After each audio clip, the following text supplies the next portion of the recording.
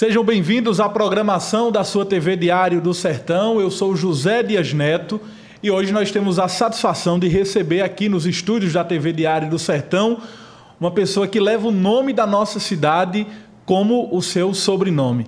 O nosso convidado de hoje para bater um papo com a nossa produção é Edival Nunes Cajá, sociólogo e também militante político. Retornando às suas origens, um prazer recebê-lo aqui. Os seus cumprimentos iniciais a quem nos acompanha. Bom dia, José Dias Neto, aos seus telespectadores, especialmente os de Cajazeiras, meu berço político, e é uma satisfação enorme rever amigos. Amanhã mesmo estarei visitando o padre Gervásio, um grande amigo, um ex-professor meu, e quero rever os amigos que eu possa. Vim aqui mais para uma atividade e compromisso familiar, mas sempre é importante poder conversar, dialogar com aqueles que têm a mesma esperança, os mesmos sonhos. Estamos aqui à sua disposição.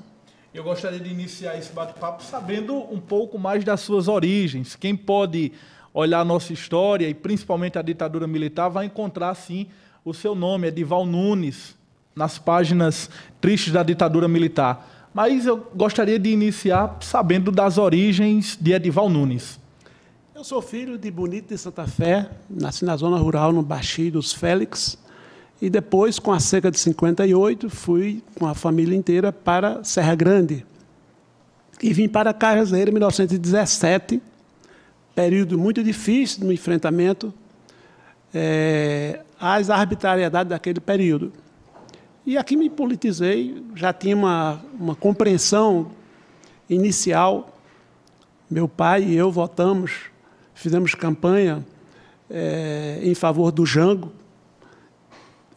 fizemos aquela campanha em favor da volta do presidencialismo, de maneira que, quando chega o golpe de 64, mesmo com 14 anos, compreendia perfeitamente que não era algo positivo para os trabalhadores, para o nosso país. E Cajazeiras foi que realmente, como sempre foi uma cidade muito politizada, naquele período uma atividade cultural, de teatro, de forma a impressionar e a levar todos a uma reflexão. E participei de uma passeata histórica, que inclusive se encontra alguns tipos de arquivo pela internet. No dia 22 de agosto de 67, era o dia da cidade, e a famosa cruzada de ação, chamada Cruzada ABC, que era um órgão da Aliança para o Progresso, criada pelos Estados Unidos, para fazer lavagem cerebral, resolveram fazer um desfile na cidade nesse dia, aqueles que eram pró-Estados Unidos. Adalmir Coelho, que era um líder estudantil da AESP, Associação Paraibana de Estudantes Secundaristas, passou de escola em escola, e eu me tornei, perguntei sobre o que seria no dia de amanhã, o que aconteceria, e nós nos dispusemos a correr o risco de ir para aquela confrontação que haveria na Praça Coração de Jesus. E, de fato, foi uma grande confrontação. Nós éramos cerca de uns 1.500 estudantes, e lá vinham umas 150 pessoas da Avenida Desembargador Boto, com bandeira dos Estados Unidos, veio aqui a afronta, e bandeira do Brasil, em Cajazeiras. E nesse dia, tradicionalmente, quem desfilava era o movimento estudantil, os grêmios. Não é? Quer dizer, era um dia de manifestação, de repúdio ao golpe de 64, às tentativas de implantar o acordo MEC-USAID, subordinar o Ministério da Educação, quer dizer, a Agência de Desenvolvimento dos Estados Unidos, e a população politizada se sentiu agredida. E nós atendemos o chamado de Adalmir Coelho e fomos para a Praça do Coração de Jesus. Naquela manifestação, em 10 minutos estava desfeita, a bandeira dos Estados Unidos foi tomada, foi queimada, foi hasteada a bandeira do Brasil e queimada publicamente, com vários pronunciamentos e discursos de 5, discursos, comícios relâmpago que fizemos por lá. Mas logo chegou o tiro de guerra e começou uma manifestação violenta, né, de ameaça. A repressão. A repressão. Era um tiro de guerra que era comandado aqui pelo sargento Barbosa. E houve uma repressão violenta, uns 12 foram preso e mais uns 4 soldados também foram para o SANDU, que era o órgão que cuidava, fazia emergência de atendimentos de primeiros socorros. Isso em 1967. 67. 22 de agosto. 22 de agosto. Aquela passeata marcou profundamente a minha vida, porque eu imaginei, eu não tenho mais o direito daqui para frente de apenas querer ser um advogado ou um médico, mas eu preciso fazer algo para que não aconteça. Haver apenas a manifestação dos estudantes sem qualquer violência e fomos reprimidos violentamente. Aí iniciava a militância estudantil? Naquele período ali, já era um ato de militância, mais ou menos inseguro, tímido, mas era um ato de militância, de repúdio à presença, à ingerência estadunidense na nossa cidade, que era um berço da cultura desde o padre Rolim. Aqui eu assisti em 67 peças de teatro de Molière, de Bertold Brecht. Quer dizer, era uma cidade que discutia temas nacionais. E, de repente, a gente sentia-se abafado, ameaçado daquela forma. E a repressão, a perseguição começou. Eu cheguei em casa da minha mãe, uma mulher do sertão, da roça, meu pai, e disseram, olha, cuidado com isso. Se você for preso, a situação se complica, você vai voltar para a roça, etc. e tal. Em 1967, Edival Nunes tinha quantos anos?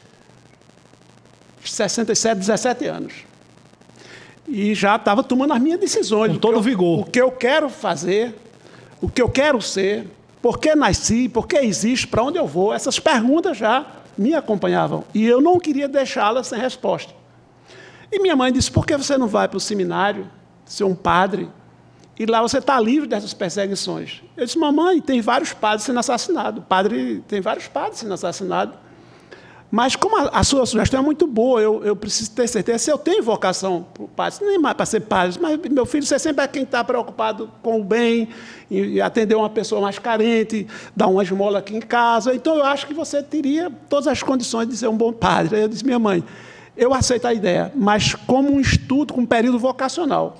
E realmente ficaria livre de uma certa perseguição naquele momento, mas, sobretudo, a busca do conhecimento vocacional. Isso, naquela época, para mim, era muito importante. E eu também vim atrasado dos meus estudos. Eu fiquei na roça até 8 anos, eu fui alfabetizado com 8 anos. Então, eu tinha um atraso, eu precisava superar esse atraso. E eu sabia que no seminário também se estudava muito. Era um regime quase de quartel para o ensino, para as vocações, e era um local, um ambiente propício. Quer dizer, é uma coisa que eu gostava muito, que era a questão do despertar cultural. E chega o seminário exatamente em 69, o seminário Nossa Senhora da Assunção, aqui em Cajazeiras, cujo reitor era Dom Zacarias Rolim de Moura. Lá encontrei o padre Gervásio como professor, uma verdadeira luz aqui na cidade. Eu lembro que eu ouvi uma vez Dom Zacarias dizendo, o Gervásio é a águia do clero parabiano. Eu fiquei muito orgulhoso daquela afirmação. E ele fez no momento que Gervásio tinha saído. Como que diz assim, isso é uma coisa que eu quero dizer para vocês aqui, seminaristas, etc. Mas não queria dizer na presença dele, porque as pessoas têm que estar muito preocupadas para não se tornarem vaidosas. E a gente, às vezes, não cabe ficar fazendo elogio, mas é preciso reconhecer as capacidades. Gervásio falava 6, 7 idiomas, e escrevia. Um intelectual, um homem sério, com opiniões claras sobre o golpe de 64. À frente do seu tempo. Então, aquele ambiente ali foi um ambiente propício. Então, logo uma eleição para o Grêmio, e eu fui eleito o diretor cultural do Grêmio. Nessa eleição do diretor cultural, eu sugeri, na primeira reunião da diretoria, que cada mês fizéssemos uma assembleia onde o conjunto dos estudantes pudessem, os seminaristas todos, pudessem conhecer uma personalidade que marcou a humanidade, na área da ciência, na área da cultura, da religião, da teologia. Enfim, era importante que a gente pudesse ver os vultos que terminava sendo luz para iluminar caminhos e despertar vocações. Então, coube a mim fazer a primeira, então eu fiz a proposta, mas queria que outro apresentasse. Não, você que fez a proposta, você que pesquisa e apresenta a primeira, daí em diante. Então, escolhi Castro Alves. Muito tímido, mas li umas 3, 4 biografias naquele mês. Havia uma grande biblioteca dentro do seminário. E apresentei a biblioteca, a biografia do Jorge Amado, o ABC de Castro Alves, que é uma coisa maravilhosa. Eis que Castro Alves seria um grande poeta se não tivesse ido a Pernambuco, mas apenas um poeta. O que o tornou um poeta revolucionário foi sua passagem por Recife, porque viveu as grandes contradições entre os senhores de escravos e os escravos, as lutas libertárias. E aquilo me deixou apaixonado, inclusive, pelo Recife também. Então, eu senti que era um ambiente onde vicejava o conhecimento, a cultura, o despertar. Não é? Cajá, e como era a vivência no seminário em plena ditadura militar? Na verdade, era... Havia medo? Não, claro que havia medo, havia você estava... Eu lembro perfeitamente que quando chega em 69, vem a notícia da morte do Padre Henrique, foi um choque para todos nós. Em abril de 69, assassinar o Padre Henrique Pereira Neto, assessor de Dom Helder, um jovem com 29 anos, um homem muito culto, dedicado ao trabalho com a juventude, com os universitários, assassinado covardemente, cruelmente, jogado no matagal e tentaram acusar de ser um crime banal, um crime comum. E Dom Helder, então, teve uma força e uma coragem de um gigante ao convocar a cidade para a sua vigília na Igreja do Espinheiro e depois seguir para o cemitério da Várzea, que é uma distância de mais de 7 quilômetros, as pessoas marchando, e lá a polícia cercou o espaço, disse, se tiver discurso aqui, eu prendo todo mundo. E Dom Helder, ao iniciar, diante da sepultura, uma fala rápida, ele pediu isso, eu queria pedir a todos que, neste momento, usássemos um protesto do silêncio. Este silêncio será um silêncio altamente ensurdecedor. E todos ficaram em silêncio até o final, para não ter provocação. E foi uma caminhada larga de reafirmação. Para você ter uma ideia, nessa caminhada, uma caminhada com o corpo do Padre Henrique, foi preso um ex-deputado, um ex-ministro da Agricultura, Oswaldo Lima Filho, que estava na caminhada. Foi cassado em 64, foi ministro de Jambo, e a polícia entrou dentro da caminhada e prendeu um homem de cabelos brancos, porque estava na passeata, ele não poderia passeatar na passeata, não, um caminho... Do cortejo fúnebre. Um cortejo fúnebre, não era uma passeata. Estudantes, donas de casa, padres, frades, freiras, a população assumiu aquilo como uma agressão que precisava de uma resposta.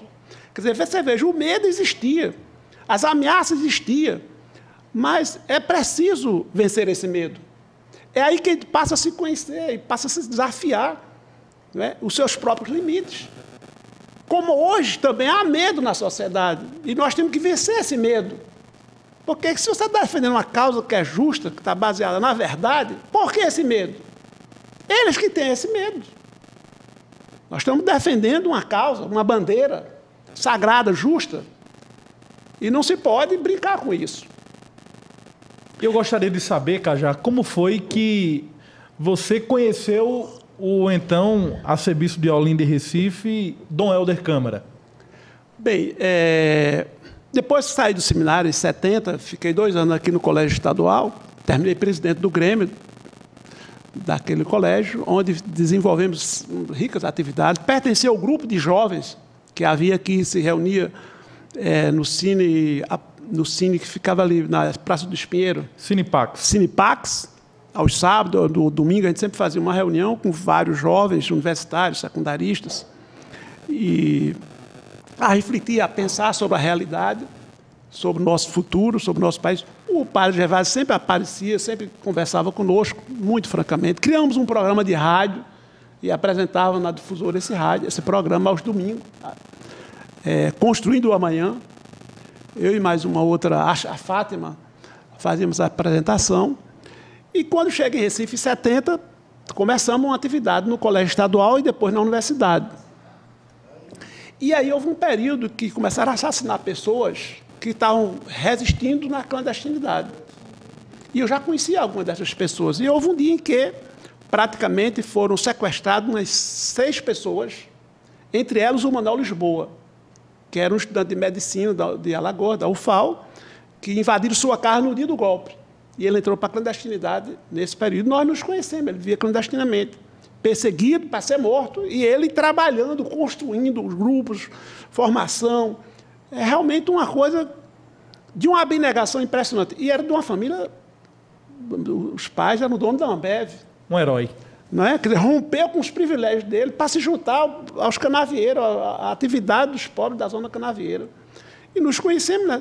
Quando ele era sequestrado, já sabíamos que ele ia ser morto. Ia inventar uma história de um caminhão que passou por cima, que reassistiu à voz de prisão, coisa parecida. Aí eu fui a Dom Helder. Me pediram para que eu fosse a Dom Helder. Já tínhamos nos visto em algumas atividades de juventude lá. E então foi o meu primeiro encontro formal. Me apresentei a eles. Qual ano? 73. Eu sou ex-seminarista, fui seminarista lá no colégio, no seminário de Cajazeiras, trabalho, sou bancário, botei meus documentos na mesa, a carteira de bancário, de estudante, e milito no Partido Comunista Revolucionário há pouco tempo. E este jovem, de 29 anos, 28 anos, vão ser todos assassinados se nada for feito por eles, porque foram todos sequestrados para ser, são ser vidas humanas. E eu vim em nome desses companheiros e pedi se é possível fazer alguma denúncia, alguma coisa, o que é que podemos fazer, pela experiência que o senhor vem de lidar com tantos outros problemas parecidos com esse. Ele disse, primeiro, quero lhe dizer que é bom que você saiba que, ao chegar aqui, eu fui no Palácio, que ele só tem um dia na semana que ficava lá, fora disso ele ficava na Cúria Diocesana, no Jiriquiti. Ele disse que é bom que você saiba que na entrada ou na saída você deve ter sido filmado, fotografado, e se você não tem medo disso. Ele disse, não é o medo, eu tenho, mas eu acho necessário. Para salvar 6 vidas, a minha vida é uma só.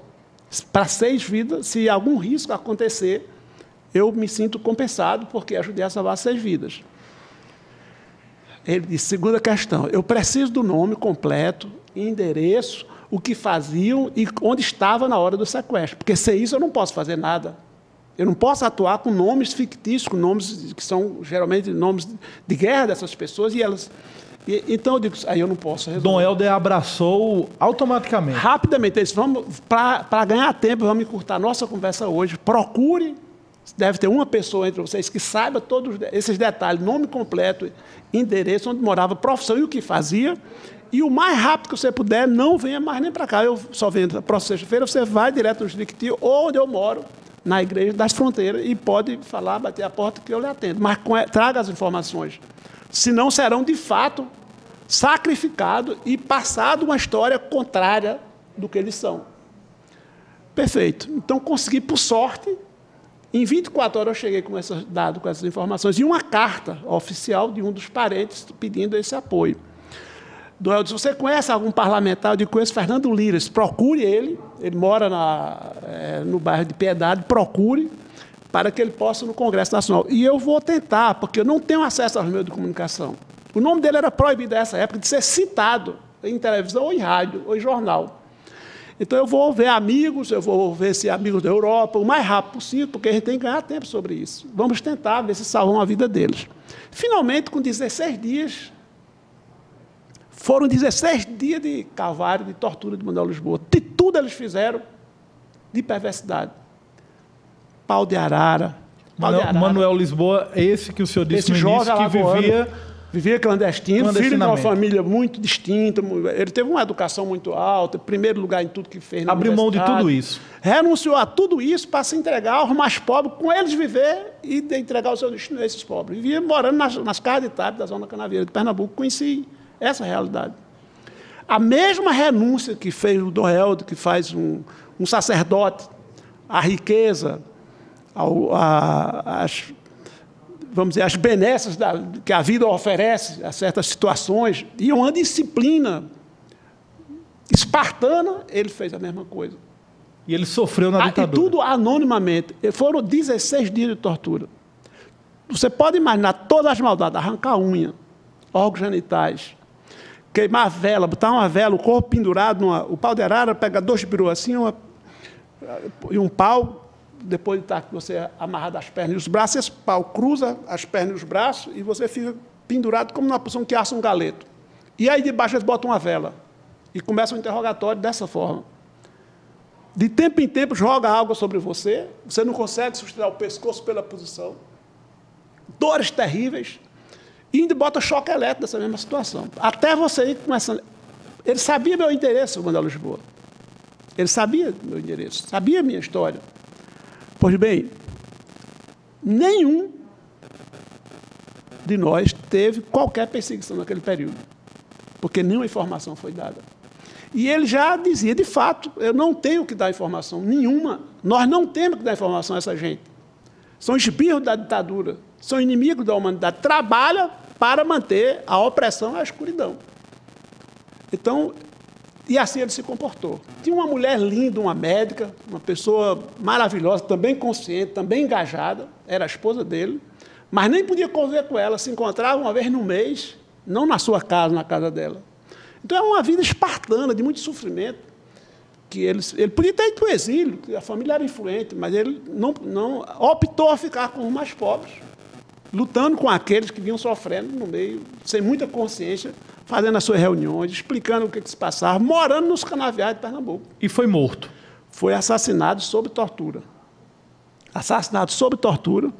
Quando ele já estava próximo da morte, ele já estava em estado de putrefação. Ele era branco, bem alvo, a gente chamava de galego, e a pele fica deteriorada mais rápida, e entrou em estado de putrefação. Os torturadores tampavam o nariz com um lenço para poder um pegar numa perna, outro no perna, um no braço, outro no braço, que ele já não andava. Para ser interrogado, era assim que era levado.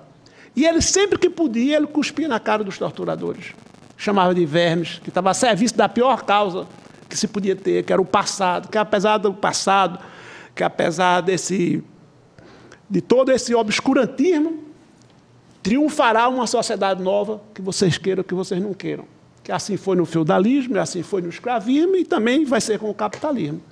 Não é? Com essa convicção, ele terminou vencendo a morte, vencendo as dores, porque eu digo vencer as dores, ele não morreu. Do ponto de vista, por exemplo, hoje, em quase todos, se eu vou palestra em Manaus, ou vou em Rio Grande do Sul, eu vejo o nome do Manuel Lisboa, eu vejo instituições com o nome dele, universidade. Ele foi rematriculado.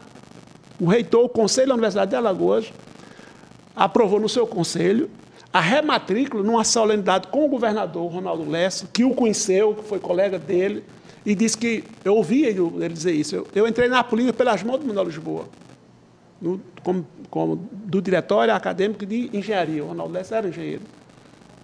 O reitor leu, então, a chamada. Quando eu chamar Manuel Lisboa de Moura, eu quero que você respondam por ele, porque era um menino muito culto, muito inteligente, todas as notas dele eram 10. Quando saiu um novo normeiro, uma contrariedade. E sem fazer muito esforço, porque ele era uma pessoa muito culta, lia Balzac, lia Shakespeare, a literatura universal, ele não apenas se limitava ao currículo.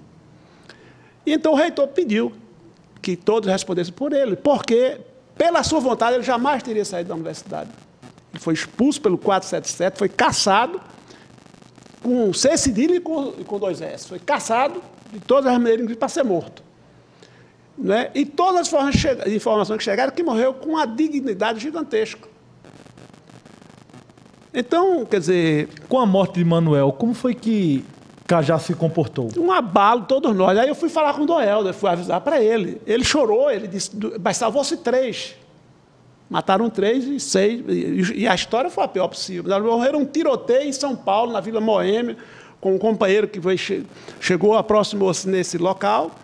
E ali achavam que um tinha delatado o outro, sacou a arma, cada um. Ele não andava armado. E ali houve um tiroteio e os 2 morreram. O Manuel estava armado quando foi preso, mas não pôde nem usar sacar a arma.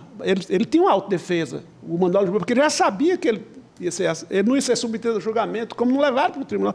A ditadura tinha tribunais, tinha lei de segurança nacional, as auditorias de guerra onde eu fui julgado, por que não submeteram ele ao julgamento?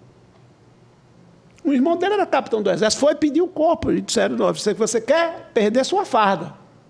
Você quer perder sua farda. Ele disse, pode tirar a farda, não tem problema nenhum, eu quero meu irmão. Reformaram ele naquele ato, mas não entregaram o corpo. Claro, porque o corpo estava todo com a prova das torturas. E levaram e enterraram como um desconhecido. Um indigente. Em São Paulo. no cemitério. Depois juntou-se as famílias, os amigos, eu fiz parte daqueles que foram buscar o resto mortal dele. Houve uma solenidade na prefeitura de São Paulo. A prefeita era Marta Suplicy, depois uma em Pernambuco, o prefeito teve um ato na Praça Padre Henrique, fizemos um grande ato. Depois em Alagoas, na universidade, e a mãe de 90 anos depois me ligou agradecendo. Meu filho, eu me espantei, porque um pessoal muito que cuida de negócio, etc., e não tinha relação com ele, porque ele foi uma exceção na família. Aí disse, meu filho, eu estou ligando para agradecer o seu esforço de ter vindo pedir, porque ninguém ia pedir, porque eles tinham medo de entrar em contato com a família, porque a família era muito arrogante, vamos dizer assim. Eu queria agradecer você ter vindo aqui, feito esse pedido, porque sem a mãe, ela estando viva, a gente não poderia fazer o traslado. Já estava identificado, mas não fazia o traslado. E a família não queria, porque era uma família de militares, uma família de posse, e era mexer com muitas feridas, com muitas coisas, que de respeito à sua própria classe social. E com a natureza do Exército, de que ele foi capaz de fazer. E aí eu convenci que Manuel merecia uma sepultura decente. Todos os povos do mundo, independente de civilização, terminam as guerras e um entrega o corpo para o outro lado para dar direito à sepultura. Sofre que tem uma peça falando de uma irmã querendo enterrar o irmão, cavando com as unhas para poder conseguir sepultar um irmão que politicamente era negado. E a ditadura tomou esse direito de mais de 150 mães aqui no Brasil. E dona Iracilda, Lisboa, me telefona para dizer, meu filho, minha saúde melhorou. Todos os domingos eu pego uma flor vermelha, vou à missa, depois da missa vou visitá-lo e deixar na cova, na sepultura da família. Então está me fazendo bem, eu boto essa rosa, converso com ele, eu sei que completou-se um ciclo e está diferente do que eu vivia, com aquela interrogação, com aquela dor. Quer dizer, porque a pior das torturas que a ditadura inventou foi a questão do desaparecido político. Porque a viúva, aquele deputado Alencar Furtado, do Paraná, fez um discurso, foi caçado por isso, dizendo que vivíamos um período em que mães, irmãs e viúvas, era a viúva do talvez. Não sabia se eram viúvas ou não. Não podia desmanchar a cama do marido, foi o caso de Rubens Paiva. Foi chamado levado para um interrogatório, não voltou, não disseram onde está e sumiu. Deve sumir. É um desaparecido político. E o partido que o senhor também integrava, o Partido Comunista Revolucionário, era considerado pela ditadura como uma ameaça à segurança nacional. Como era vivenciar esse conflito, Cajá, inclusive o apoio de Dom Helder a toda essa manifestação? Não, veja, primeiro, Dom Helder, ele apoiava todas as causas humanas, independentemente de qualquer... Ele dizia isso, eu nunca pedi atestado ideológico dos meus assessores. Ele disse no dia da posse dele, 13 dias depois do golpe, ele chegou em Pernambuco e deu um pronunciamento na Praça do Diário de Pernambuco, uma praça pública. Não é qualquer arcebispo que faz isso. Em pleno golpe, início de golpe. Eles não se espantem se vir entrar em minha casa homens de esquerdas ou homens de direita. Eu recebo a todos. Porque nós vivemos numa situação que não podemos discriminar ninguém. No Nordeste, o nome de Jesus é Severino, é José, é Damião, e é com eles que eu estou. É ao meu lado, eu estou com eles. E defini uma pastoral uma pastoral preferencialmente para os pobres, pelos pobres e com os pobres.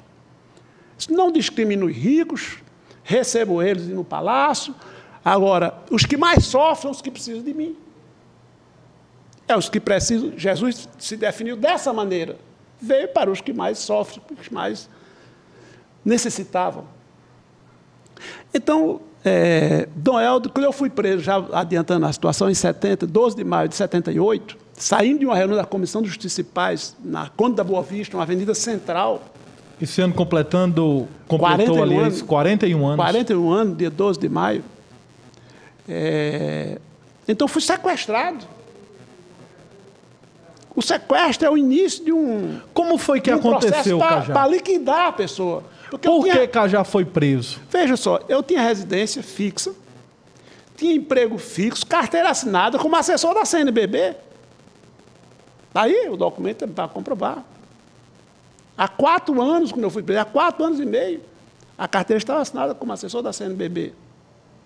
Então, se quisesse, de fato, me interrogar, saber sobre as minhas atividades, bastava me intimar. E se tu achasse que eu não fosse, mandava uma viatura. Ia fazer a chamada coercitiva. Condução coercitiva. Não tem o poder coercitivo, o poder de Estado? Podia fazer. Mas por que o sequestro? Porque havia um plano de eliminar, como eliminaram vários. Como foi que aconteceu o sequestro de Cajá? Era 8 horas da noite, eu saí de uma reunião da Comissão de Justiça e Paz. Em Recife? Em Recife. Mas já de manhã eu fui seguido para o trabalho, quiseram me pegar pela manhã, quiseram pagar um mês antes, capturar. Eu sempre dificultei, nunca Você era perseguido 24 horas? Não digo 24 horas, mas eu estava sempre no meio da estudantada, nas assembleias, nas caminhadas. Eu chegava a sair de casa às 5 da manhã, chegava às 11 da noite. E dificilmente eu estava só. Era uma república de estudante, que eu ainda estava solteiro. Já namorava a Gal, que é a minha esposa, que tinha recém-formada, medicina. E nessa manhã eu entro e senti um clima diferente no Chiriquiti para trabalhar. Quando deu meio-dia, a dona Terezinha, secretária de mais de 40 anos da casa, manda me chamar. E nessa hora eu estava com o padre Hernânio, um padre que era o coordenador pastoral da diocese, um dos assessores de Dom Helder. E já tem um rapaz ali, um colega teu, que está te esperando, te chamando lá fora. Aí ele disse, Cajá, pode ir, era o que nós já tínhamos que conversar, eu vou cuidar de outras coisas, você deve... Tá bem, até logo. Cheguei lá, é uma figura que eu nunca vi, a dona Terezinha disse, Cajá, esse rapaz, seu colega, está lhe chamando. Tinha uma portinhola assim, é tipo um vai e vem, você passava, eu podia atender pela portinhola. Eu atendi, já estava desconfiado, abri a portinhola e disse, sim, diga, dona Terezinha, esse rapaz é seu amigo. Disse, não, esse não é meu amigo. Diga, rapaz, o que há? Ele disse, não, é que eu estou indo agora para o Centro de Filosofia e Ciência, o Cefis, que é onde eu estudava, na universidade. Se você quiser me dar algum panfleto, tiver algum panfleto para entregar lá, você não vai agora? Eu disse, não, eu vou não. Ele disse, se você tiver algum panfleto para entregar, você me dá que eu entrego lá. Aí eu disse, olha, rapaz, se você quer entregar panfleto, faça o panfleto e entregue. Estou trabalhando, viu, dona Terezinha? Até logo. Isso aí. Então, eu senti, não saí para almoço. Eu senti que o clima estava esse. Aí ligo para a Gal, para minha noiva, minha namorada, e diz, olha, o tempo está nublado. Ela já entendia isso. O tempo está nublado. Que tal a gente passar, isso era uma sexta-feira, passar o final de semana, era o dia das mães, o domingo, sábado e o domingo seguinte. Oi, Maceió, com tua mãe, eu com minha mãe, lá no sertão da Paraíba. Essa é uma boa ideia. É uma boa ideia. Que hora fazemos isso? Nós nos encontramos, eu digo, às 8 horas lá onde eu estou, morando, às 8 horas. Há 15 dias, Noel tinha, numa reunião da Comissão dos Pais, Noel tinha dito, meu filho, você está comendo, você está esquálido. Eu até achei engraçado, porque era uma palavra que eu não conhecia. Você está esquálido. Aí, uma das componentes disse, Cajá, você está se alimentando mesmo? Cajazeira, Cajazeira, aí é na sua apelido. Cajazeira, você está se alimentando mesmo, cara?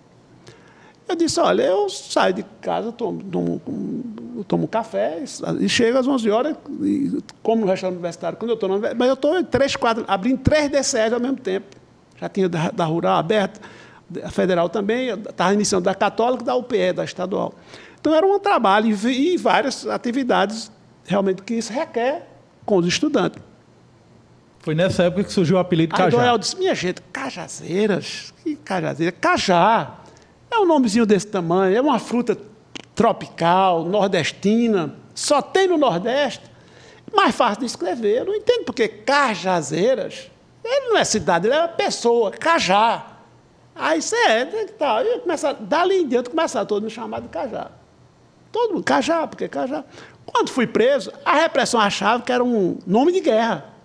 Um nome clandestino para você ocultar seu nome. Ou, se não sabia, usou isso como se fosse vulgo Cajá. Eu digo, vulgo não, isso é um apelido carinhoso. Eu fazia questão de dizer isso lá. É um apelido carinhoso e que eu carrego com muito orgulho, porque vinculo com a minha cidade de origem. Porque nas cartas de estudante, você tinha o nome da pessoa vinculado, ou, quando era uma pessoa só, um estado tinha um cara de Piauí, então a pessoa era, ô Piauí, vem cá. Quando tem muita gente, bota por cidade. Tinha muita gente da Paraíba lá, então eu era Cajazeira, porque de Cajazeira só tinha eu. E, bem, aí, nessa situação... A prisão. E nessa situação, então, ele diz, você deveria adotá-lo. Aí falou para a Lucinha Moreira, que era componente da comissão, ou alguém que pudesse ficar um mês para se alimentar melhor. E ele sabia das pessoas, eu tinha dito para ele que eu estava sendo rondado. Havia um...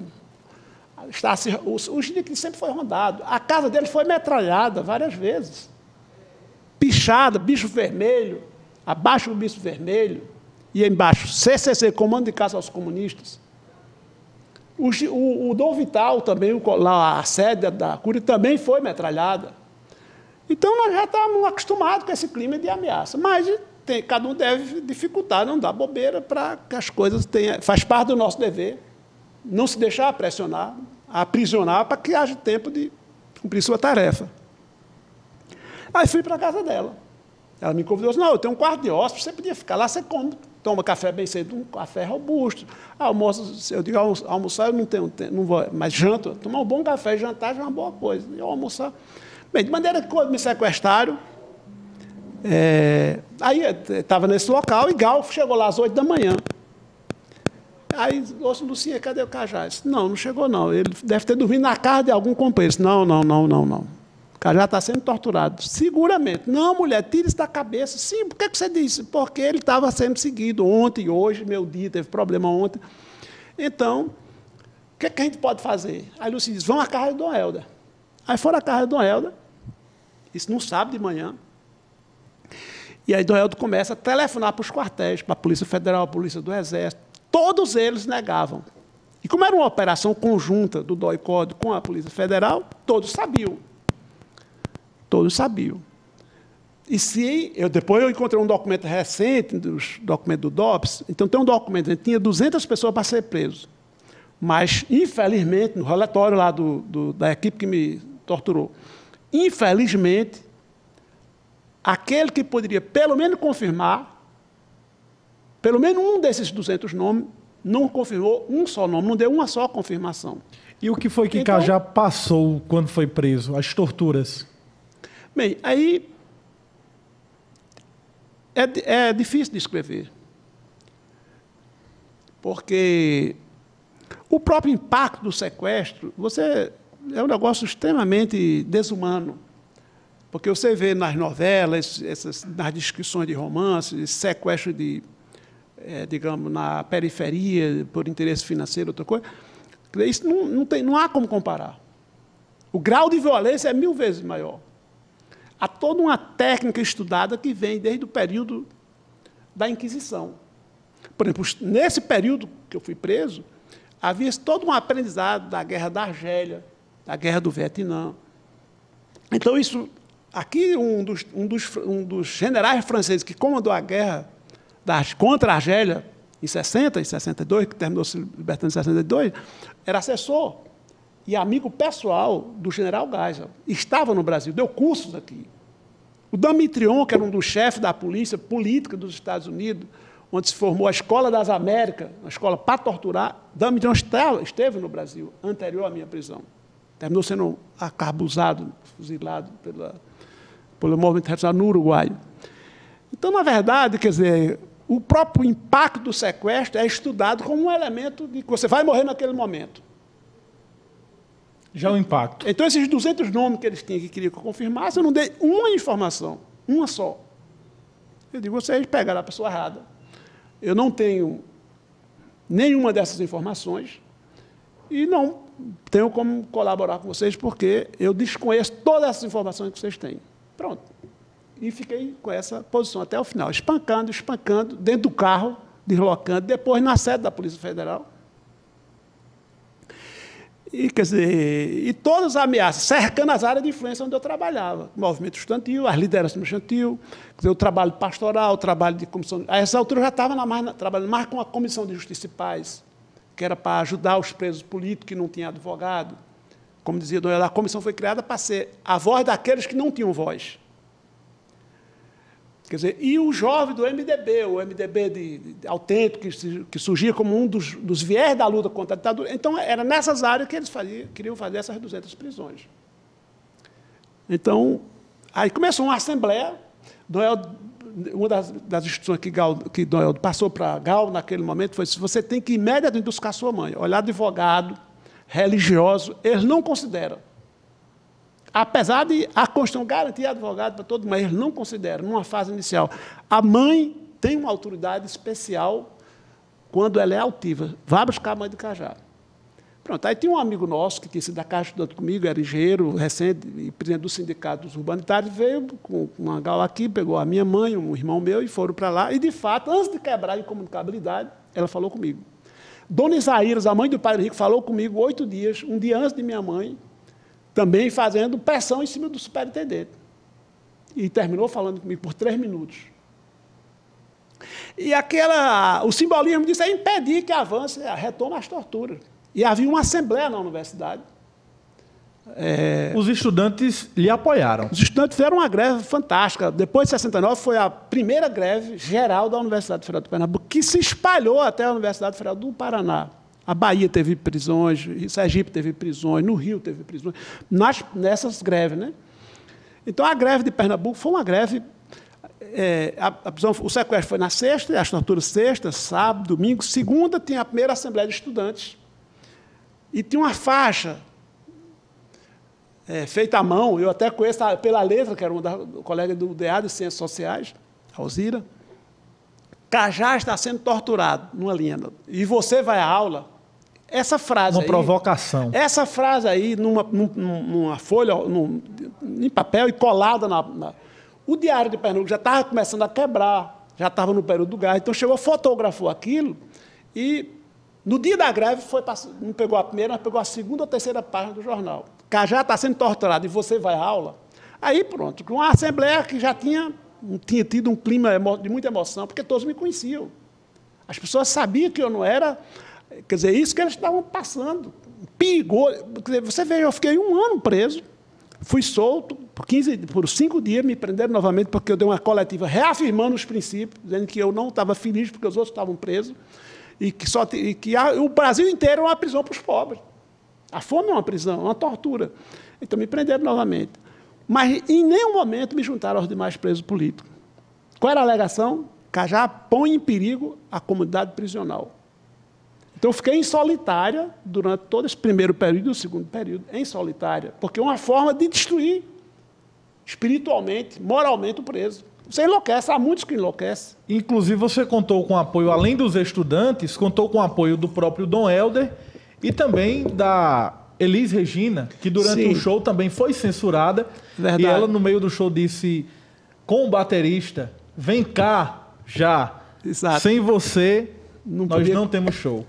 E o plenário do teatro compreendeu perfeitamente. Porque já que ela não podia citar o seu nome, Cajá, ela fez essa analogia, essa comparação com o baterista. Mas o teatro aplaudiu e tal. Entendeu a mensagem. E ela, mesmo assim, ela foi chamada a atenção, que tentaram impedir o show. Ela disse, mas será possível que não se pode mais usar os advérbios de lugar e de tempo?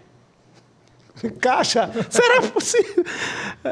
E no dia seguinte, havia uma convocação feita pela Igreja de São José e a Pastoral da Juventude, chamada Via Sacra pela Liberdade de Cajá, quando ela anúncio que ela estaria presente. Aí ela disse para a Leda Alves, que era uma atriz, hoje é a secretária de Cultura da cidade do Recife, uma mulher fantástica, com 85 anos, cabelos brancos, parece uma pluma de algodão, linda ela. Ela era amiga dessa atriz e disse, Leda, que você não poderia me apresentar? Eu tenho uma vontade imensa de conhecê-lo. Aí ela disse, amanhã nós temos uma atividade com ele, pela Liberdade de Cajá. Se você quiser, eu lhe apresento, é amanhã mesmo. Vou estar lá. Se ele permitir, eu vou cantar os hinos religiosos com ele. Veja a disposição dela. E foi. Foi uma coisa maravilhosa. A Polícia Federal, depois nós obtivemos um relatório secreto, né, do X9 lá, que estava relatando, descrevendo a via sacra subversiva, o arcebispo incitando, a famosa cantora Elis Regina, etc. Mas, no final, tudo correu bem, sem maiores acontecimentos. Era o final do relatório. E, no dia seguinte, quando ela foi embora, ela fez uma carta maravilhosa, a peça mais linda que eu vi, direto dirigindo-se a mim num papel timbrado do hotel, onde ela estava. É uma carta, nós estamos trabalhando agora essa questão das memórias, da conjuntura, do tempo que a gente muito viveu. Importante, Cajá. Vamos publicar essa carta. É uma carta muito bonita, muito significativa para a história do Brasil. Para um artista como ela, do porte dela, quer dizer, ela, ao mesmo tempo que disse que era uma covardia não ter ido até lá à prisão, e as circunstâncias, você deve imaginar quais, a vida profissional, etc.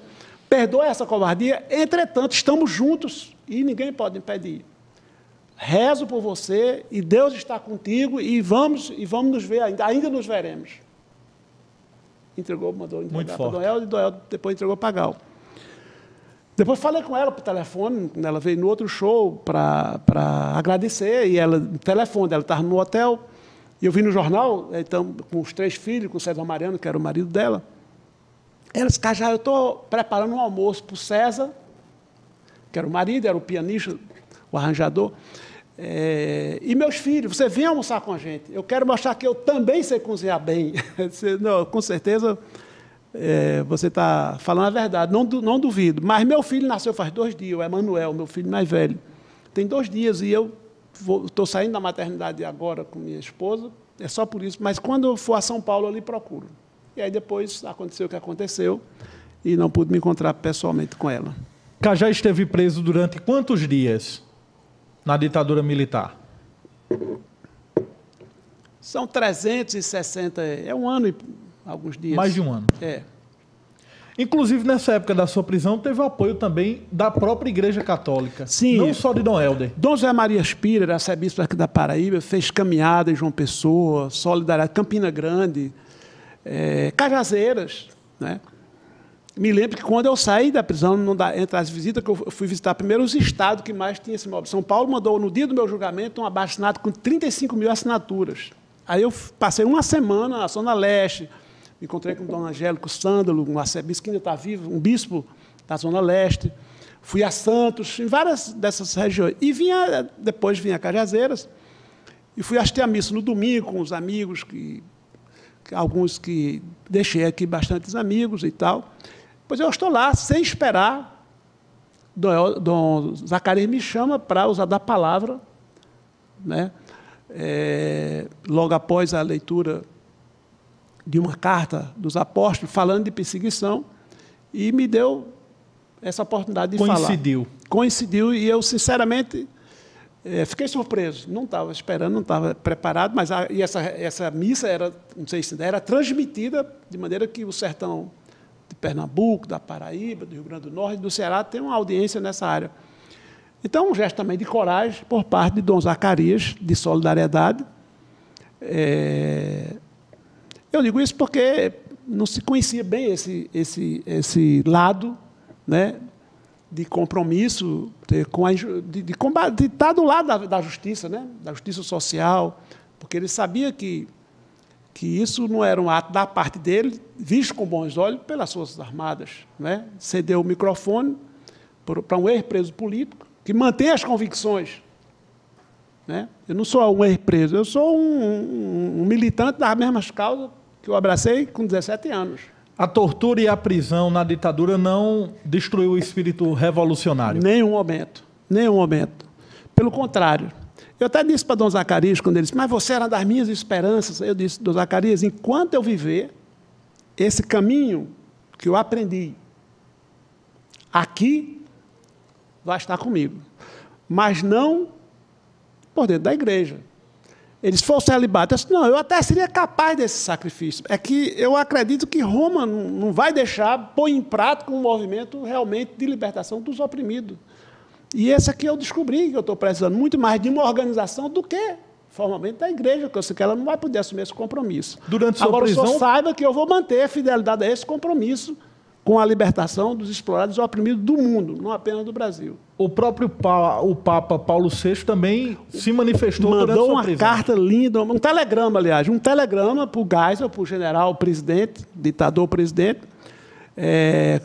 A frase dizia mais o seguinte, é um telegrama, na época era telegrama. Objetivo. Solicito poupar a vida do estudante Edival Nunes da Silva. Eu não tinha Cajá, não estava verbado o nome. E mandou cópia para Dom Helder, e Dom Helder guarda essa cópia até hoje. O Papa Paulo VI. A CNBB tirou várias notas de vários momentos, a CNBB regional, a CNBB nacional, no parlamento, na Câmara, no Senado, vários discursos. Humberto Lucena fez pronunciamentos sobre isso. João Bosco Barreto assumiu era suplente, fez discurso sobre isso. Em Pernambuco, o deputado Fernando Coelho, que faleceu há pouco tempo. Enfim, nós tivemos uma campanha, foi o único caso de um preso político cujas torturas, cuja prisão tornou-se pública pelo rádio, pela televisão e pelos jornais. Ao ponto que, quando saiu um advogado, até paraibano, morreu há pouco tempo, de Pombal, Geraldo Nobre, disse que eu queria averbar o seu apelido ao nome. Tem um dispositivo na Constituição que diz que, quando um apelido abafa o nome, você pode averbar. Vamos fazer isso? Eu disse, não precisa, vamos fazer, eu não cobro nada, eu quero juntar meu nome ao seu nessa ação. Eu digo, tá, então faça. Como é que faz? Ele disse, não, eu tenho que ir ao juiz do Acumar quando nasceu. Aí ele fez, assinei a procuração e juntou as peças, tem que ter as provas. As provas, recordo do Diário de Pernambuco, Jornal do Comércio, Folha, Estado, JB, Revista Veja, Isto É, enfim, correspondência da Groenlândia, tinha de todos os continentes, tudo juntamos ali, tudo, Cajá. Então ele botou a cópia disso, recortes, levou. Ao juiz lá de Bonito Santa Fé disse, mas espera aí, doutor, ele não já é do Cajá, não já é de Valnuns da Silva? Ele disse, não é. Pois eu julgava que era, eu escuto no rádio, ele disse, mas eu só não atendo o senhor agora, porque eu sou obrigado a dar vista ao procurador do Ministério Público. Mas não vai demorar 8 dias que nós vamos atender seguramente. O Ministério Público não vai ter como... Porque o que precisa é as provas. Então, as provas. Quer dizer, as pessoas já acham que é. Então, quando você vê isso... Enfim, então, averbei. Hoje, meus filhos são Emanuel Oliveira Nunes, Cajá, Mariela, Cajá, Gabriel, Cajá. Então, ficou realmente... Quer dizer, aí estava agora, realmente, recentemente, Noel, da perspectiva de ser santo, ele perguntava, você que trabalhou com ele, com um santo, que depoimento, que alteração ele pode ter feito em sua vida? Isso mudou até meus nomes. Meu nome Cajá, não há como... Quando alguém me chama Edival, eu olho para trás, se tem outra pessoa, porque já não, é difícil de reconhecer, né? Seja da imprensa, seja na política, seja... Gaia, que às vezes ainda chama Cajazeira, ela me conheceu como Cajazeira, Cajazeiras. Mas, de certa maneira, Noel foi marcante, uma figura marcante na vida do povo do Nordeste, do Brasil e do mundo. Na África, no Canadá, nos Estados Unidos, na Europa. Se você for juntar depoimentos da prova de vencer o medo, das ameaças... Quando metralharam a casa dele, o administrador da Diocese botou 2 seguranças, contratou uma empresa de valores do Nordeste, aí ele amanheceu o dia, ele sempre não tem secretário, ele abre a porta, atende a todo mundo que bate. Bom dia, vocês desejam alguma coisa? Não. Por que estão aqui? Eles, porque estão trabalhando. Em que eles? Na sua defesa, na sua segurança. Você pode ir para casa que eu já tenho segurança. Ele disse, não, mas nós fomos contratados, eu não posso ir para casa. Eu estou cumprindo ordem. Está bem. Quem contratou? Também não sei. Essa empresa me estralou, eu estou aqui. E é em turno, depois vem mais 2. E ele saiu caminhando, louco para chegar lá. A Diocese procurou o administrador. Eu entendo que foi alguma armação sua, só pode ter sido você que botou esses 2 homens lá em casa. Esse nós discutimos, preocupados com a sua segurança. Ele disse, você, por acaso, está duvidando da minha fé? Eu já tenho segurança, rapaz. Eu já tenho segurança, eu tenho quem vele por mim, eu não preciso disso. Está desafiando o quê? Quer provar que eu tenho fé ou não? Então, ele não tinha medo dessas coisas. Ou seja, era um homem de uma profunda fé, de um profundo compromisso humano e divino. Não há como duvidar que Noel fosse uma pessoa profundamente... E, mesmo assim, esse homem é achincalhado. Eu não vou nem dizer aqui a forma como era tratada. Por exemplo, uma das torturas foi pegar o programa da manhã, todos os domingos tinha um programa da Rádio Olinda que dizia assim, um olhar sobre a cidade. Era fazer uma crônica. Ele escolhia um tema da época, da conjuntura, pode ser a arte, pode ser a beleza, pode ser o sofrimento. Aí pegaram o amigo rádio nessa hora, eles já sabiam da hora, botaram diante da sala de tortura onde eu estava, e aí começaram a encher ele de nome, de tudo que é de achincalho, para me atingir, para me ofender, para ver como eu reagia sobre isso, né? E eles viram que eu tratei com desdém. Como eu não tinha dado nenhuma informação, absolutamente nenhuma, isso os deixaram profundamente indignados, ao ponto que, quando vieram as torturas, as assembleias e a imprensa passou a não só saber onde eu estava, a me defender, ter uma atitude de defesa, então mudaram o presidente do inquérito, passaram a fazer um interrogatório oficial, porque Nós ainda não tinha nem, como é que chama, a intimação, nem o auto de prisão. Foi aí que fizeram essas coisas todas. E aí trouxeram um delegado especial da Polícia Federal. E era 10 da noite quando mandaram, me pegaram lá na minha cela e levaram lá para cima e disseram, você está parecendo um popstar, mas a mim não me engana não, o chefe do inquérito. Paulo Sete Câmara, esse mesmo que foi secretário de Segurança, que deu ordem para assassinar 19 sem terra em Carajás. Ele era secretário de Segurança do Pará. E na hora de abre fogo, foi ele, saiu nos jornais, que determinou, matem esse Paulo Sete Câmara. O diálogo dele comigo foi a coisa mais fria que eu enfrentei. Foi pior do que as torturas. Porque ele dizia, olha, você não precisa, eu quero saber tudo que vai acontecer com você daqui para frente, porque eu era interrogado por uma equipe fora da Polícia Federal, com autonomia, com mais força, que era ligada ao Exército. Era um capitão do Exército que fazia, um capitão do Exército, que coordenava isso. Não era um capitão, era um coronel. João Gabriel. Faleceu a semana passada sem ser interrogado, infelizmente. Insisti tanto em levar esse homem ao tribunal e não se conseguiu. E porque ele vinha desde 64 cumprindo essa tarefa macabra de coordenar, de dirigir os sequestros e as torturas. E aí esse Paulo Sete Câmara disse, olha, quero lhe dizer que daqui para frente, tudo que se passar na sua cela, eu quero saber.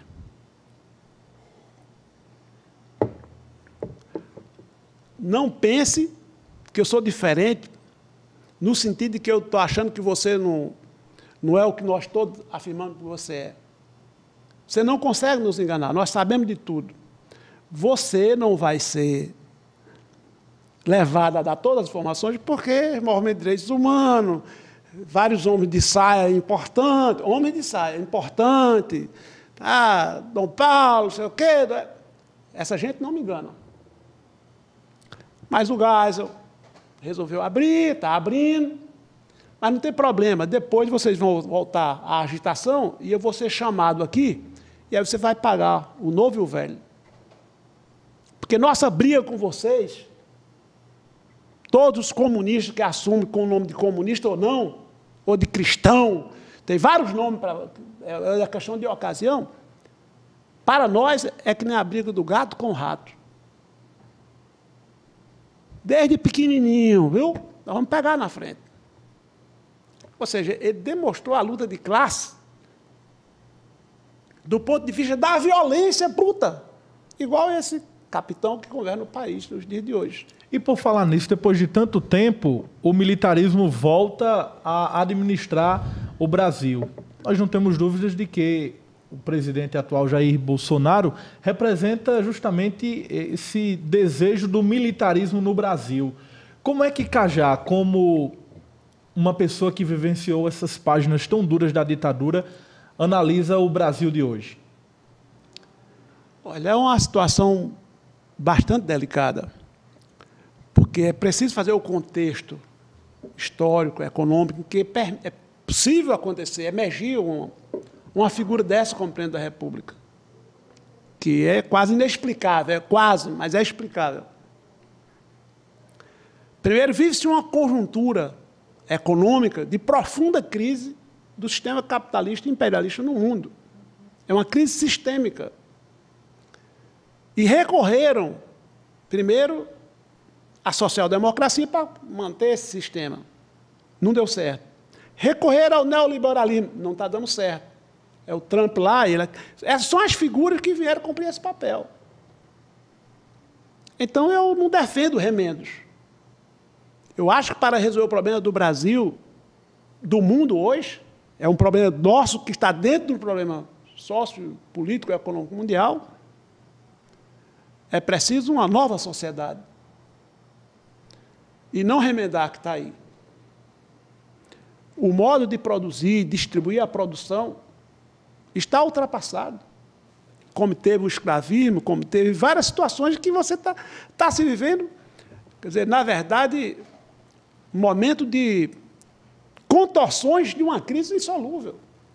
Por dentro do próprio sistema não tem solução para essa crise. Você pode ganhar mais 5 anos. Veja qual é a solução que as classes dominantes encontraram para poder sobreviver mais algum tempo.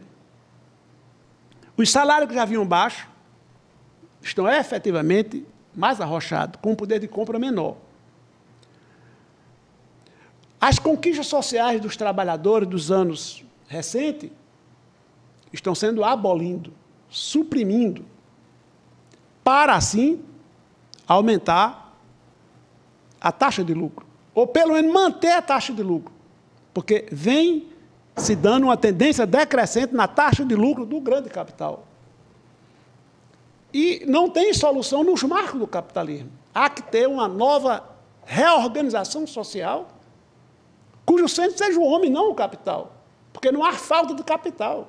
Tem 3 trilhões de capitais equivalente no mundo ao PIB do mundo, 3 vezes mais, investindo em especulação.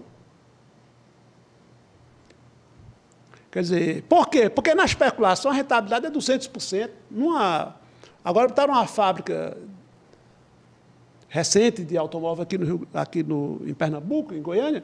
Qual é a taxa de retorno para o capital? 13%. Então, a grande concentração de capital é que está decidindo a parada.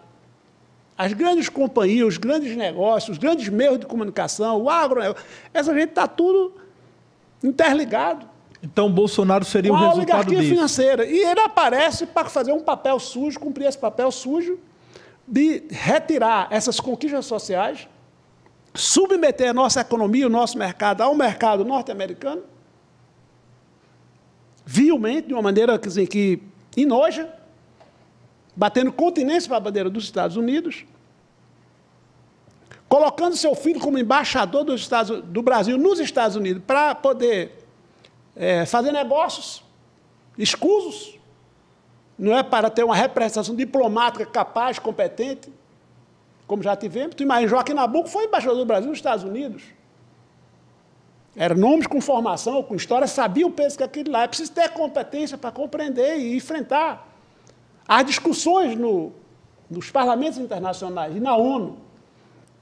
Então, nós estamos vendo exatamente os critérios, é o não critério. É de submissão. Pessoas que fazem o trabalho sujo.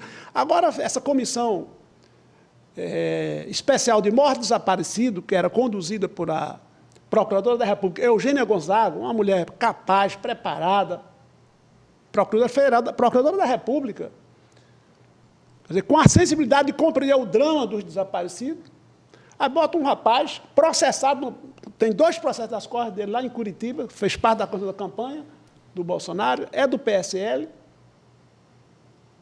Que qualidade de comissão nós vamos ter? De perseguidor. Botaram um oficial da ativa e um capitão aposentado. É evidente que tem muita gente na sociedade sofrendo de depressão, inclusive. Eu conheço ex-preso, teve um ex-preso faz pouco tempo que pulou de um edifício de 20 andares no Rio de Janeiro, porque disse, eu não quero viver isso pela segunda vez. Que está se querendo suprimir toda e qualquer liberdade para levar o país para um lugar onde ninguém aceita mais. Cajá, Lula, preso comum ou preso político, na sua opinião? Eu acho muito fácil deslindar esse problema. Ora, se o Lula fosse candidato, mesmo preso, o Lula ganharia a eleição. Então, eles tiraram o Lula, primeiro, tiraram a liberdade, segundo, viu a possibilidade de ser candidato preso, então, retiraram essa possibilidade, porque ele tinha voto. Isso é igual uma Olimpíada, uma competição, você tem um corredor nato, com talento, já aprovado, aí você ou quebra a perna ou impede ele de correr para que os outros, para que ganhou o fulano ou o Beltrano. Então, o Lula foi tirado politicamente da disputa. Não que ache que o Lula é um santo. Não, o Lula tem erro.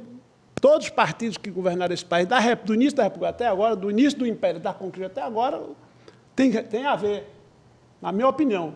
Tem que prestar conta de muita coisa. Mas os 2 governos que estiveram mais perto de atender ao mundo mais carente foi João Goulart e o Lula. E por isso são perseguidos até hoje. E o Lula está perseguido para poder não disputar a eleição. Mas o Lula disse, porque não é uma coisa de ingenuidade, porque ele é dessa forma. Ele disse na frente do sindicato, eu acredito na justiça. fundei um partido legal porque eu acredito na justiça burguesa, nessa que está aí. Coisa que eu não acredito. Porque ela conscientemente está fazendo isso que nós estamos vendo. Olga Benário, casado com um brasileiro, tinha um filho brasileiro. Esse mesmo Superior Tribunal, esse mesmo Supremo que está aí, botou ela para ser morta numa cama de gás. Sabia que ia acontecer isso. E agora, esse mesmo Supremo que está... A boa parte, inclusive, foi eleito no período do Lula, escolhido no período do Lula, para atender a essa oligarquia de rentista do capital financeiro, faz essa perseguição ao Lula. E o Lula, quando o movimento dos ex-presos proclama, em algum momento, levar essa discussão perto dele, ele disse, mas nós não podemos espremer, nós não podemos apertar os militares. Está aí que fizeram os militares com ele. Na véspera do julgamento, de uma possibilidade dele ser solto, o Vilas Boas, comandante militar do Exército, comandante do Exército, deu uma entrevista na Globo, que é um dos instrumentos da dominação deste país, que nasceu à sombra do golpe de 64, nasceu e se nutriu, deu uma entrevista dizendo que é preciso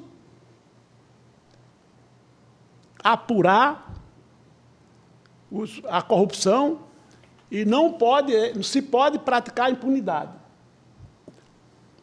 Dizendo isso para o Supremo que ia julgar a decisão do Lula. Ora, primeiro, um general não tem que ficar dando entrevista em diversos julgamentos. Isso é uma ameaça.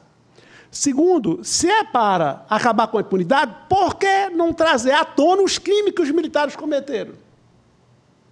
Por que os oficiais não serem punidos que cometeram a tortura? Isso é crime. Em todas as leis internacionais e na Constituição do nosso país. Isso é crime. Cajá, recentemente uma declaração... Portanto, ele é um defensor de impunidade, mas depende de qual impunidade, a que lhe convém ou não. Então, terminou fazendo todo um jogo em favor desse golpe que está aí, que tem todos os interesses no grande capital financeiro norte-americano, nas grandes companhias, Departamento de Estado, Casa Branca e etc. Recentemente, uma declaração do presidente da República repercutiu até internacionalmente, quando ele, de certa forma, debochou da morte do pai do atual presidente da OAB, o Fernando Santa Cruz, que, inclusive, foi seu contemporâneo. Você, como coordenador do Comitê Memória, Verdade e Justiça para a Democracia e também presidente do Centro Cultural Manuel Lisboa, como foi que você recebeu essa declaração? Isso é chocante. Isso é chocante porque, aliás, todas as entidades democráticas, instituições, ficaram chocadas. Inclusive, eu vi tanto manifesto, tantas notas de repúdio, o nosso comitê também elaborou uma nota, porque eu estava dizendo no início, se há uma chaga aberta na sociedade e não há como fechar, se não apurar as circunstâncias do desaparecimento, as torturas, o que levou e como foi, não há como reparar isso. Tudo que nós estamos querendo é exatamente que a sociedade se cumpra no Brasil a justiça chamada justiça de transição.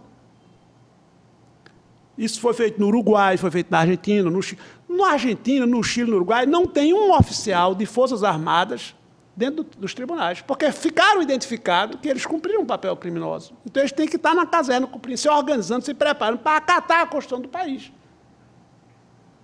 Aqui, não. Como não se puniu esses crimes, como se permitiu a exaltação desses crimes, vai na Europa um deputado exaltar Hitler na tribuna de qualquer país. Ele vai e perde o mandato. Aqui, não. Então, e era no governo Dilma ainda. Então, esse medo, essa prudência em relação... é negar a luta de classe. São interesses antagônicos. Cada vez que um governo, tipo de Jean Goulart, tipo um governo, ou outro, pode ser um padre, o bispo do Uruguaio. Fernando Lugo era um bispo. O que é que fizeram? Caluniaram, fizeram de tudo e tiraram o mandato. E caçaram o mandato. O que não quer as classes dominantes é abrir mão do direito de explorar as massas trabalhadoras, de acumular privilégio. E usa o discurso do privilégio para tirar o couro dos pobres. E o pior é que vários pobres acreditam que é verdade. Essa reforma, se fosse boa, os militares não faziam uma para eles, ficavam nessa. Os militares, primeiro, para o Exército Maria Aeronauta foi dado 40% de aumento dos seus salários. Isso nesse governo de Bolsonaro. Segundo, Seu sistema de previdência permite deixar para a viúva, para os filhos. O dos trabalhadores, não. Fizeram diminuir. O próprio trabalhador da zona rural que recebeu o salário mínimo vai receber 400 ou 500 reais. São fatos. Não todos estão pagando com sofrimento. Não, os ricos, as empresas, os bancos viram nisso uma forma de esfolar o boi, ou seja, de desobrigar-se de qualquer compromisso social com seus trabalhadores. Porque era a Constituição que protegia isso. Então, começaram a fazer 2/3 do Congresso facilmente, e na base da corrupção, da corruptela, que tanto eles diziam que estava combatendo. Então, na verdade, é um governo que vem de pátria, é um homem hipócrita, é um homem estúpido, é um tosco, não tem a menor condição de ser presidente, é um desequilibrado, ele não tem condição de ser presidente da República. Veja o comportamento dele em relação aos filhos, envolvido com a milícia, ele próprio. Eu sinto uma sensação, dizia-se recentemente, olha, o crime organizado é um poder paralelo no Rio, é um poder paralelo. Não, ele está no topo do poder, hoje ele chegou ao topo do poder. Ter um presidente com envolvimento tão evidente com o crime organizado no Rio de Janeiro, com o assassinato da Marielle. Foi o filho dele que homenageou uma das figuras procuradas que está aí pelo assassinato, pela suspeita do assassinato. O Queiroz, que fazia a movimentação financeira, a Polícia Federal é tão eficiente, por que não descobre onde está o Queiroz? Por que o presidente do Supremo resolveu não apurar as denúncias envolvendo o Flávio? E é o Supremo. Quer dizer, então dizer que confia na justiça, que justiça? A justiça tem caráter de classe. Está servindo a um determinado grupo social. De que justiça você está falando? Então, eu acho que o presidente manifestou em relação ao pai de Felipe Santa Cruz é para tentar humilhar, é para tentar intimidar, para que ele não cumpra. E ele, ao contrário, deu uma nota mostrando o orgulho que tinha do pai dele. Era um menino de 1 ano e poucos meses, quando o pai foi assassinado sob tortura. Eu conheço pessoas que estão vivas e que eles sabiam onde moravam essas pessoas perseguidas, procuradas. A Doralice e o Jair eram procurados dentro da AP, e ele era um cara que sabia e não deu uma informação ao pernambucano. Não deu uma informação. O irmão dele, Marcelo Santa Cruz, membro do Comitê Memória, Verdade e Justiça de Pernambuco, que eu coordeno. A sua mãe, que faleceu agora, há 3 semanas atrás, Dona Elzita Santa Cruz, com 105 anos, passou 45 anos batendo na porta dos quartéis. Foram todos os generais, Juarez Távora, aos novos, aos velhos, atrás do seu filho. O que eles dizem? Não sabemos. O Exército não sabe. Como vem agora um capitão da época dizer que sabe. Eu posso dizer como ele morreu, se ele quiser eu digo. Então ele precisa sim prestar conta dessa informação, porque ele já comete outro crime. Ter uma informação dessa para si e não levar às instituições, você é cumplicidade de um crime. Então, eu acho que o movimento de solidariedade internacional, os ex-presidentes da OAB, todos a subscreveram um documento assinado pelo atual presidente, solicitando do Supremo que ele venha prestar esclarecimento sobre essa forma que ele diz ter essas informações. Vamos ver o que vai dar. Ele vai zombar da OAB e do Supremo. Cajá, eu gostaria imensamente de lhe agradecer, desejar que você seja bem-vindo sempre a Cajazeiras, e a nossa produção preparou aqui um presente. Já que você leva o nome de Cajazeiras até como sobrenome, nada melhor do que você levar essa lembrança aqui da TV Diário do Sertão, que a gente espera que você possa gostar. Eu acho que vai identificar muito a sua personalidade, o que você é e o que você leva de Cajazeiras para o mundo inteiro. Um prazer imenso ter recebido você aqui, um prazer imenso de ter tido a oportunidade de lhe entrevistar e conhecer um pouco sobre a sua vida. E esse presente vai ser algo realmente que acredito que vai lhe surpreender. O José Alves Neto, eu fico emocionado com suas palavras e com o seu presente. Mostrar aqui para o telespectador, Padre Rolim. É a história do Padre Rolim em quadrinhos. É emocionante. Eu não sei se você sabe, mas esse Padre Rolim chegou aqui e ele foi formado no seminário de Recife, onde se formaram os grandes revolucionários religiosos, como Frei Caneca, Padre Roma, João Ribeiro. E ele estava numa conjuntura difícil naquele momento, e muitos se dispersaram, inclusive, para não serem mortos ou perseguidos. O fato é que ele chegou aqui, mas trazendo toda uma formação religiosa e iluminista da influência da ação francesa. Eu tenho uma grande admiração por ele, por essa cidade que me tornou o homem que eu sou, e fico muito sensibilizado com o seu presente. Agradeço, de fato, de coração. Eu termino vindo para um compromisso familiar, visitar amigos, terminei vindo para uma atividade que é mais pública, que é essa, mas valeu a pena, eu lhe agradeço, e por onde eu for, mesmo que eu não quisesse, Cajazeira vai estar presente, porque faz parte do meu nome. Está presente Cajazeira e está presente Dom Helder, porque conseguiram fazer essa transformação, apenas não de nome, né, mas na pessoa que eu sou. Eu não sou nada perfeito, mas me esforço para trabalhar pelos semelhantes, pela causa da justiça, pela causa para que a humanidade sobreviva amanhã, porque nós estamos ameaçados. O planeta, o ecossistema está ameaçado. Se essa especulação imperialista, se essa exploração sem limite do grande capital nas águas, nas florestas, nos minérios, na terra, vai inviabilizar as condições de vida do ser humano.